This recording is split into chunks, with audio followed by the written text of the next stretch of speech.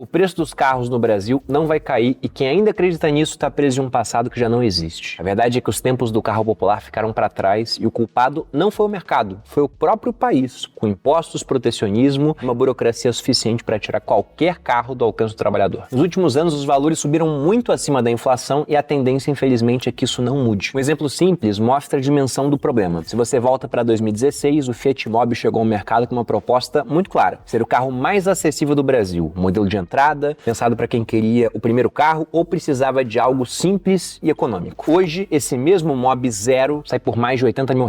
Isso representa uma alta de 150%, enquanto a inflação no período foi de apenas 60%, como você pode ver aqui na calculadora do cidadão do Banco Central. Ou seja, o carro mais barato do país ficou 2 vezes mais caro do que deveria, e isso não foi só com o Mobi especificamente. Se você pega da lista de 10 modelos populares vendidos no Brasil, nós temos modelos que chegam a custar R$100 mil. Se você está pensando em trocar de carro ou comprar o primeiro, tem um problema na sua frente, porque o preço deixou de ser apenas o preço, ele virou uma barreira realmente. E o que está por trás dessa disparada? De onde vem o custo tão alto de produzir e de se comprar um carro aqui no Brasil? É sobre isso que eu vou falar no vídeo de hoje, mas antes eu tenho um convite especial para você. Eu vou lembrar que o Grupo Primo, em parceria com Érico Rocha e Leandro Ladeira, fez uma mega Black Friday, onde a gente uniu esse conhecimento financeiro através do acesso vitalício a vários produtos do grupo, como por exemplo a Finclass, os cursos do meu sócio Thiago Nigro e ao Viver de Renda, junto com conhecimento sobre marketing digital, fórmula de lançamento do Érico, venda todo santo dia do Ladeira e uma série de outros produtos. Juntando tudo que nós temos no pacote, daria mais de R$90 mil pensando em custo de aquisição de cada produto e também nas renovações. Porém aqui nós temos Black Friday de verdade, de modo que você pode levar tudo isso com acesso vitalício, com um desconto que passa de 90%. Além de vários bônus muito interessantes da Portfel, do Hotmart, do Canva, do ManyChat. Então para quem quiser conferir mais informações, tem um link aqui na descrição. Não sei até quando a oferta fica aberta, antes que você pergunte, mas o que eu recomendo é leia realmente tudo que está incluso, veja o tamanho do benefício e espero te encontrar entre os alunos. Lembrando que no Viver de Renda você não vai ter acesso à gravação não, tá? A turma é uma turma igual a todas as outras, com as aulas gravadas, também o conteúdo ao vivo e as respostas dos monitores a 100% das dúvidas do aluno. Inclusive, a turma da Black Friday é a turma 33 do VR. Agora, voltando ao assunto do vídeo, o Brasil é, de longe, um dos países que mais tributam veículos no mundo. Se eu vou pegar o dado da Associação Nacional dos Fabricantes de Veículos Automotores, a ANFAVEA, a carga tributária média sobre automóveis vendidos aqui varia entre 37% e 44% do preço final, como você pode ver na imagem. Porém, cabe destacar que aqui no Brasil a gente costuma olhar o efeito do imposto de maneira diferente do que os americanos fazem, por exemplo. Se nos Estados Unidos você vai numa loja e gasta $100 no produto, aquele é realmente o preço do produto. O imposto vem depois, na hora do caixa. Já aqui no Brasil, não. Se você gasta R$100 alguma coisa, depois você olha lá e vê, 50 era o imposto. E a gente costuma falar que, olha, o imposto é de 50%. Mas se fosse nos Estados Unidos, o produto custaria 50 e só viria mais 50 no caixa. Então, pela lógica americana, o imposto seria de 100%. Só que olhando assim, todo mundo chegaria à conclusão aqui no Brasil que os impostos são muito mais altos do que a gente pensa. E a quem agrada esse tipo de conclusão? Com certeza não ao governo. Mas enfim, usando a lógica que a gente geralmente está mais acostumado aqui no Brasil, de cada R$100 pagos por um comprador do carro, até 44 vão direto para o bolso do governo. Se você compara com economias desenvolvidas, a proporção é bem menor. Nos Estados Unidos fica em torno de 7% e na Europa em cerca de 19%. Por isso, um carro que custa equivalente a $20 mil lá fora pode chegar aqui no Brasil custando mais de R$150 mil. Ainda que o modelo seja exatamente o mesmo. Mas o problema não é só o tamanho do imposto, é o tipo de imposto também, porque o Brasil tributa fortemente o consumo, enquanto países ricos concentram arrecadação sobre lucros e ganhos. O sistema brasileiro ele pune quem consome e quem produz. E o carro é um dos maiores símbolos disso. Um veículo novo paga uma combinação de IPI, ICMS, PIS, COFINS e IPVA. E como boa parte desses tributos incidem em cascata, o efeito ele é multiplicado. Imposto sobre imposto até chegar ao valor final. O IPVA é um exemplo disso. É um imposto estadual, vai variar de estado para estado. Aqui em São Paulo é de 4% do valor do veículo. Mas se quase metade do veículo é imposto, então sobre o valor real do veículo você está pagando uma alíquota de 8%. Já que desses 4% que o estado está cobrando, metade vai incidir só sobre imposto. Ah, Bruno, mas teremos a reforma tributária. Sim, é bem verdade que a reforma tributária ela vem para simplificar esse modelo, unificando parte dos tributos no chamado IVA, né, o Imposto sobre Valor Adicionado. Mas o impacto sobre o setor automotivo ainda é incerto, até porque esse setor gera bastante arrecadação para o governo. De modo que mesmo com a simplificação, a carga total não deve cair de forma tão relevante, o que significa que os carros aqui devem continuar caros, só que com uma planilha fiscal menos confusa. Enquanto isso, programas pontuais de redução de imposto, como por exemplo do IPI, criados para tentar reviver o carro popular, eles costumam ter efeito temporário. Como você pode ver nessa imagem abaixo, foi o caso do programa Carro Sustentável. Ele foi lançado em julho de 2025, instituiu o chamado IPI Verde, um novo modelo de tributação para veículos mais eficientes e menos poluentes. A medida permite que automóveis que cumpram certos critérios tenham redução de até 3,5 pontos percentuais no IPI e, em alguns casos, isenção total desse imposto. Para isso, o veículo precisa atender a 4 condições. Tem que emitir menos de 83 gramas de CO2 por quilômetro rodado, tem que ter mais de 80% de materiais recicláveis na sua composição, ser produzido no Brasil, com etapas como soldagem, pintura e montagem local, e se enquadrar nas categorias compactas. Mas a outra face do IPI verde também pesa, né? Porque carros mais potentes e menos eficientes, como SUVs médios, picapes e modelos esportivos, vão ter um aumento de até 2,5 pontos percentuais na alíquota do imposto para compensar essa diminuição para os carros menores. Veículos que emitem muito CO2, têm motores acima de 2,0 ou utilizam poucos materiais recicláveis podem ver o IPI subir de 6,3 para até 8,8, dependendo da categoria. Como eu disse, as medidas começaram a valer em julho de 2025 e elas seguem até o final de 26. Interessante isso, né? Como elas acabam no ano da eleição. E a previsão seria de beneficiar cerca de 60% dos carros vendidos no país. Mas isso é previsão. Resta saber se vai acontecer. E na teoria, esse IPI verde representaria um passo em direção a uma frota mais limpa. Porém, na prática, o impacto é limitado. Primeiro porque poucos carros populares atendem às exigências ambientais hoje. E também porque a redução no preço final ela é rapidamente neutralizada por outros fatores, como por exemplo, a gente vai falar disso aqui, câmbio, custo de produção e as margens. E aqui é uma ironia também.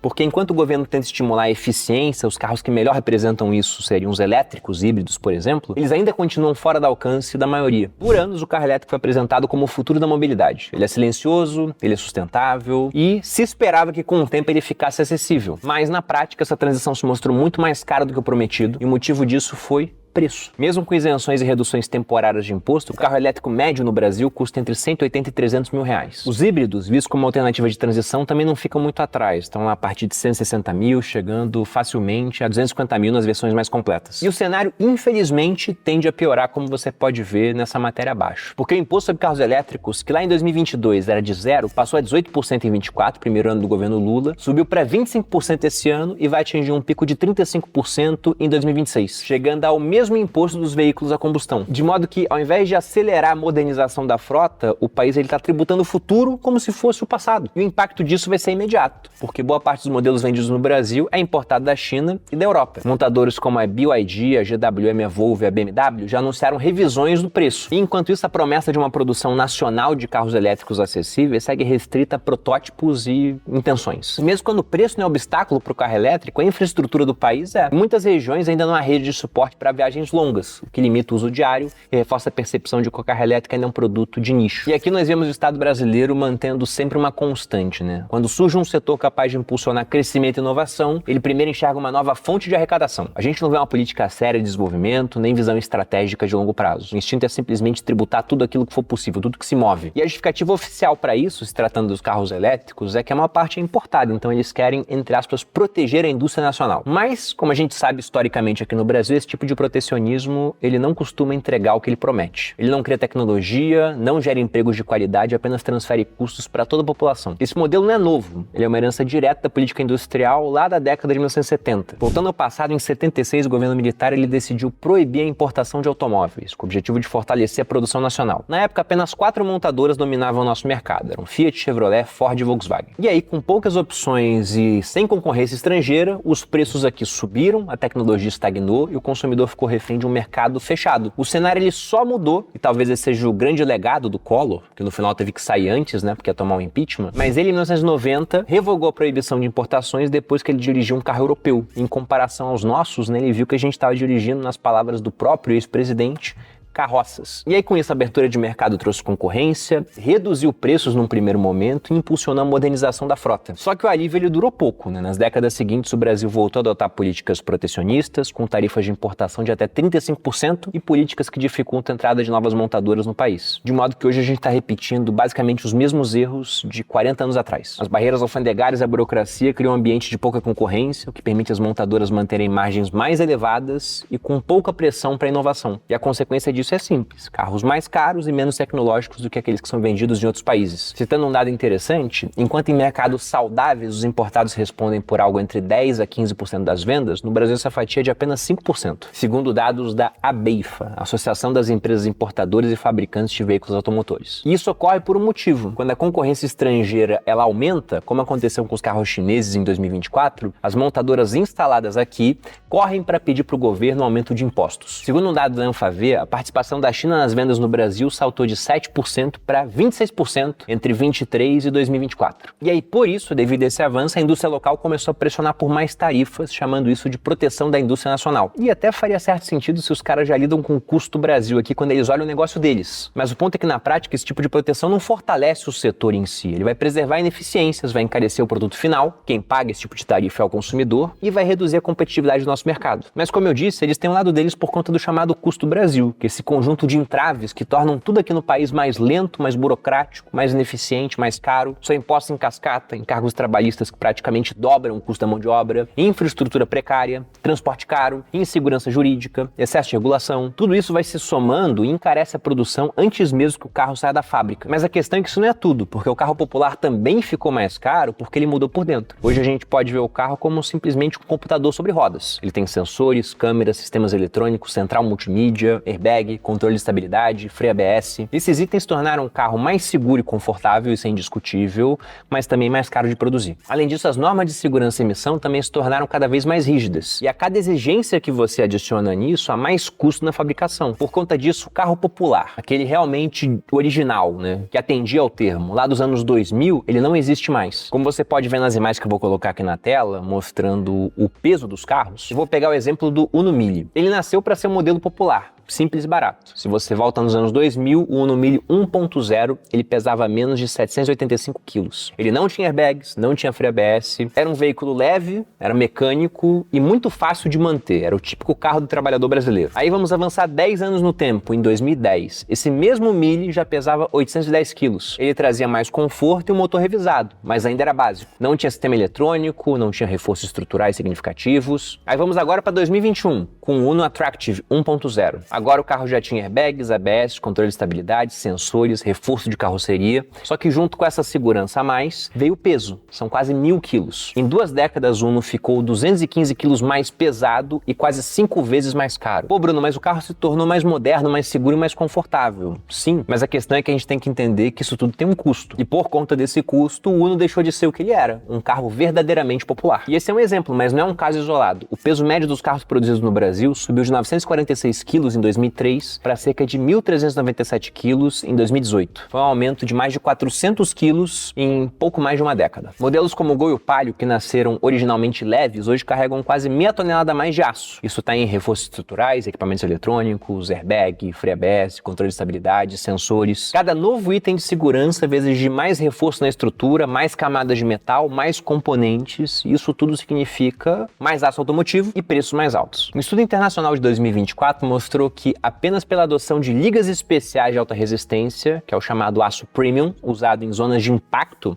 o custo adicional pode ultrapassar $197 por carro no Brasil. Isso equivale a mais entre R$1.000 a R$1.200 por carro. Mas isso só de custo, né? Antes de incluir margem, transporte e impostos que vão incidir sobre isso também. E aqui, quando você pensa na montagem do carro, tem outro fator que afeta também, e muito, que é o dólar. O mercado automotivo brasileiro é um dos mais sensíveis do mundo à variação cambial. Novamente citando dados da Anfavea, em alguns modelos, especialmente aqueles de entrada, entre 30% e 40% do custo de produção vão depender diretamente de itens importados. Sistemas de injeção, módulos de controle, sensores, semicondutores e chips, esses itens todos são importados principalmente da Ásia. Essa dependência faz com que qualquer crise global ou oscilação do dólar impacte diretamente o preço final. Foi o que aconteceu, por exemplo, entre 2021 e 2022, quando a escassez de chips paralisou fábricas e provocou uma alta de até 20% nos preços dos veículos novos. Eu lembro que nessa época ficou famoso aqui no meio do marketing digital, digamos assim, né, o chamado trade da Porsche. O pessoal entrava na fila para comprar um Porsche porque demorava, o carro estava escasso, e aí quando pegava o carro, ele já estava mais caro do que a pessoa tinha pago, então já podia revender com lucro, devido à escassez dos chips que afetou também a produção dos veículos. E aqui eu dei o exemplo da Porsche, mas aconteceu com vários outros veículos, né, sendo que nessa época também o dólar subiu. E quando o dólar sobe, o impacto é imediato na cadeia de produção inteira. E esse reajuste ele é repassado ao consumidor final, que vê os preços dos carros subirem, mesmo em períodos onde a inflação ela permanece mais comportada. Em outras palavras, mesmo quando o carro é, entre aspas aqui, nacional, a tecnologia que o faz funcionar é importada. E como é importada, ele é cotada em dólar. E aí, se o carro zero está muito caro, o que muitos brasileiros fazem? Eles se voltam para os carros usados. Afinal, se o novo está inviável, porque o carro popular está custando R$100.000, o seminovo vai parecer uma saída. E a verdade é que essa saída ela está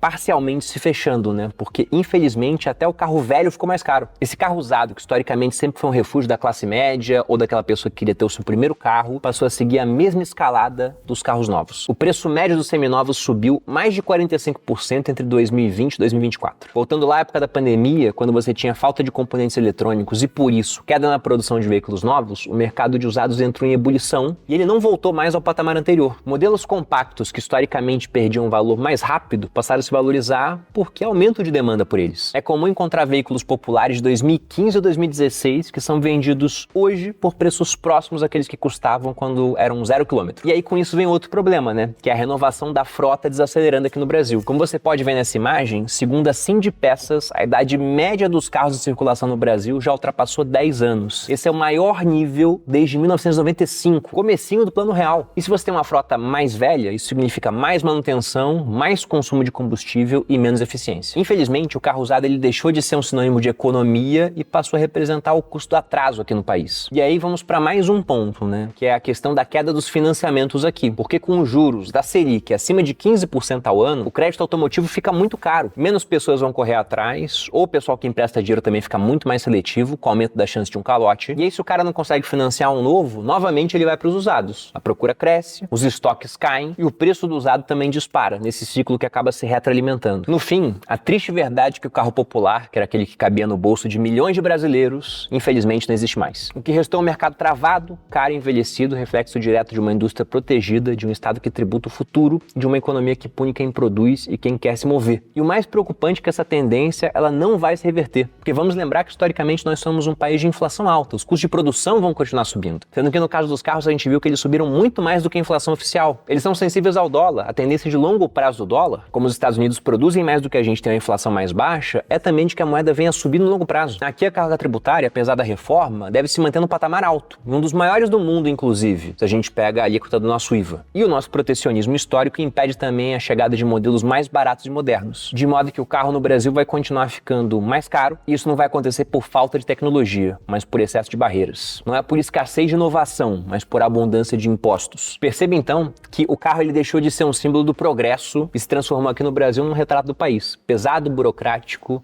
cada vez mais caro de ser sustentado.